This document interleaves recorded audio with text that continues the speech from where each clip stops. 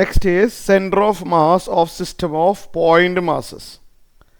System of point masses എന്ന് കഴിഞ്ഞാൽ എങ്ങനെ സെൻറ്റർ ഓഫ് മാസ് കണ്ടുപിടിക്കാൻ പറ്റും? ഒരു ഉദാഹരണം പറയുകയാണെങ്കിൽ എൻ്റെ കയ്യിൽ മനസ്സിലായില്ല, കുറേ പോയിൻ്റ് മാസുകളുണ്ട്. They are connected by some massless support. ഇവയെല്ലാവരും കൂടിയും മാസ്ലെസ് സപ്പോർട്ടിൽ കണക്റ്റഡ് ആണ്. അതായത് വെയിറ്റ് ഒന്നും ഇല്ലാത്തൊരു ഷീറ്റ് വഴി, മനസ്സിലായല്ലോ, ഒരു ഫ്രെയിം വഴി ഇതെല്ലാം കണക്റ്റഡ് ആണ്. അങ്ങനെയാണെങ്കിൽ എവിടെ വരും സെൻറ്റർ ഓഫ് മാസ്? എവിടെ വെച്ചിട്ട് ഇതിനെല്ലാത്തിനെയും ബാലൻസ് ചെയ്ത് നിർത്താം? ഇവിടെ എന്താണെന്ന് വെച്ചാൽ പോയിൻ്റ് മാസസ് ആണുള്ളത്. കണ്ടില്ലേ, ഈ പോയിൻ്റ് കാണുന്നതെല്ലാം മാസുകളാണ്. ബാക്കിയുള്ള സപ്പോർട്ടിങ് ഫ്രെയിമിനൊന്നും അധികം മാസില്ല എന്ന് നമ്മൾ അസ്യൂം ചെയ്യാം. അപ്പോൾ ഇങ്ങനെ കുറേ സിസ്റ്റം ഓഫ് പോയിൻ്റ് മാസുകൾ തന്നു കഴിഞ്ഞാൽ, connected system of point masses തന്നു കഴിഞ്ഞാൽ എവിടെ വരും അതിൻ്റെ സെൻറ്റർ ഓഫ് മാസ്? ഏത് പോയിന്റിലാണ്, മനസ്സിലായാലോ, നമുക്കത് ബാലൻസ് ചെയ്ത് നിർത്താൻ പറ്റുന്നത്? അതാണ് പറയാൻ പോകുന്നത്. അപ്പോൾ ഒരു ഫോർമുല ഉണ്ട്, ആ ഫോർമുല അറിഞ്ഞിരിക്കണം. ഞാൻ പറഞ്ഞുതരാം, ശ്രദ്ധിച്ച് കേൾക്കണം. നമ്മൾ എക്സ് ആക്സിസും വൈ ആക്സിസും വരച്ചിരിക്കുകയാണ്, കേട്ടല്ലോ.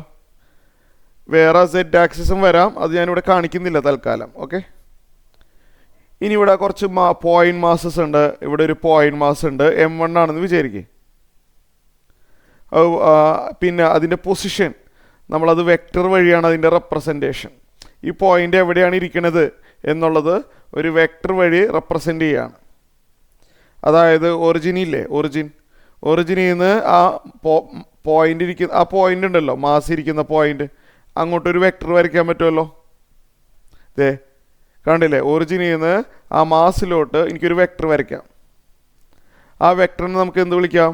Position vector of mass M1 എന്ന് വിളിക്കാം. അപ്പോൾ ഒരു മാസിൻ്റെ പൊസിഷൻ നമുക്ക് കോർഡിനേറ്റ് വഴി റെപ്രസെൻ്റ് ചെയ്യാറുണ്ട്, അതല്ലെങ്കിൽ ഒരു വെക്റ്ററായിട്ട് റെപ്രസെൻ്റ് ചെയ്യാറുണ്ട്.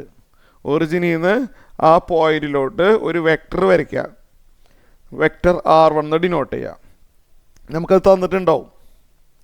അപ്പോൾ M1ൻ്റെ പൊസിഷൻ വെക്റ്ററാണ് R1.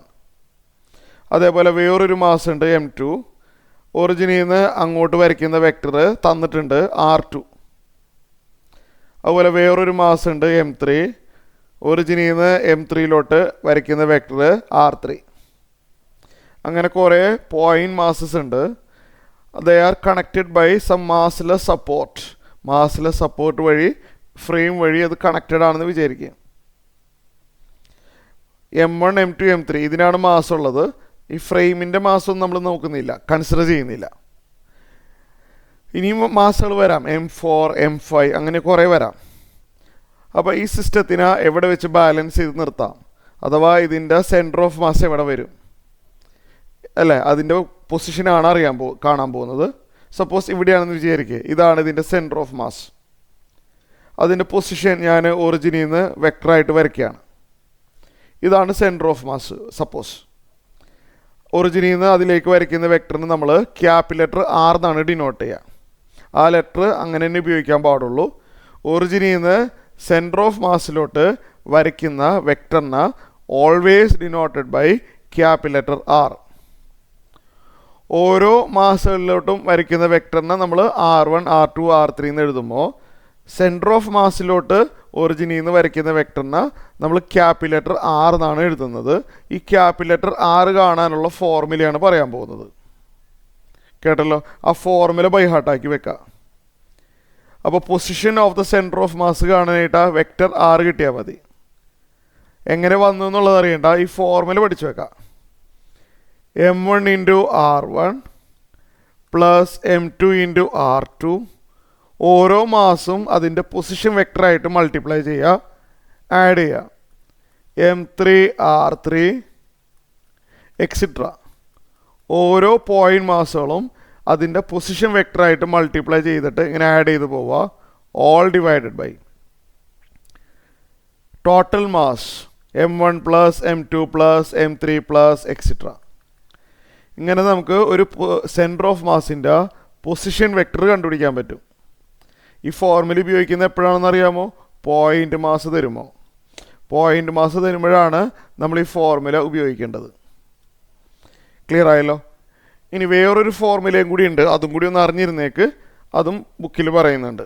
ഇതും രണ്ട് ഫോർമുലയും പറയുന്നുണ്ട്. ഫസ്റ്റ് ഫോർമുല ആയിരിക്കും കുറച്ചുകൂടി ബെറ്റർ. ഇപ്പോൾ നമുക്ക് R1 R2 R3 എന്ന് തന്നിട്ടില്ല, പകരം കോർഡിനേറ്റ്സ് ആണ് തന്നിട്ടുള്ളത്. കോർഡിനേറ്റ്സ് എന്ന് പറഞ്ഞാൽ കേട്ടിട്ടുണ്ടോ? M1 ഇരിക്കുന്ന പോയിന്റിനൊരു കോർഡിനേറ്റ്സ് ഉണ്ടാവുമല്ലോ. Suppose x1, y1. സപ്പോസ് നമുക്ക് R1ന് പകരം കോർഡിനേറ്റ്സ് ആണ് തന്നിരിക്കുന്നത്. M2ൻ്റെ കോർഡിനേറ്റ്സ് x2, y2 തന്നിട്ടുണ്ടെന്ന് വിചാരിക്കും. M3യുടെ കോർഡിനേറ്റ്സ് x3, y3. അതേപോലെ M4ൻ്റെ കോർഡിനേറ്റ്സ് x4, y4. അങ്ങനെയാണെങ്കിൽ coordinates of centre of mass നമ്മളതിനെ x, y എന്ന് ഡിനോട്ട് ചെയ്യുകയാണെന്ന് വിചാരിക്കുക. സെൻറ്റർ ഓഫ് മാസിൻ്റെ കോർഡിനേറ്റ്സ് നമ്മൾ ക്യാപിറ്റൽ ലെറ്റർ x, y എന്ന് ഡിനോട്ട് ചെയ്യുകയാണെന്ന് വിചാരിക്കുക.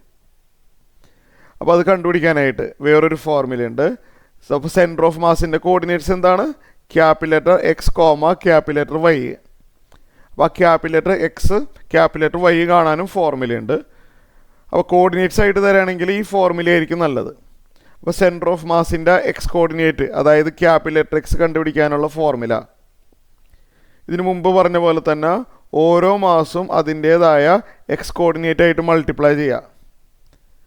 അതായത് first mass multiplied with its x coordinate, second mass multiplied with its x coordinate, third mass multiply with its x coordinate. അങ്ങനെ ഓരോ മാസം അതിൻ്റെ എക്സ് കോർഡിനേറ്റിലോട്ട് മൾട്ടിപ്ലിക്കേഷൻ ചെയ്ത് ആഡ് ചെയ്യുക.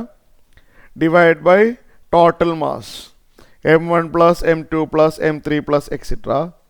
ഇങ്ങനെ ചെയ്താൽ സെൻറ്റർ ഓഫ് മാസിൻ്റെ എക്സ് കോർഡിനേറ്റ് കിട്ടും. ഇനി സെൻറ്റർ ഓഫ് മാസിൻ്റെ വൈ കോർഡിനേറ്റ് ആണ് കാണണമെങ്കിലോ ഇതേപോലെ തന്നെ ഓരോ മാസവും അതിൻ്റെ വൈ കോർഡിനേറ്റിലോട്ട് മൾട്ടിപ്ലിക്കേഷൻ ചെയ്യുക.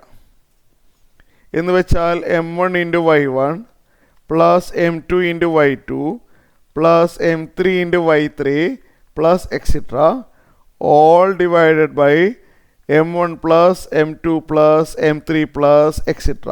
എല്ലാ മാസം ആഡ് ചെയ്യുക. എന്നിട്ട് ഈ ഫോർമുലയും ബൈ ഹാർട്ടാക്കി വെക്കുക. അപ്പോൾ ചിലപ്പോൾ ക്വസ്റ്റ്യനിൽ വെക്ടറായിട്ടായിരിക്കും തരാം. അപ്പോൾ ഫസ്റ്റ് ഫോർമുല ഉപയോഗിക്കുക.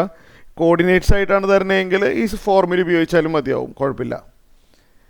അപ്പോൾ ക്ലിയർ ആയല്ലോ.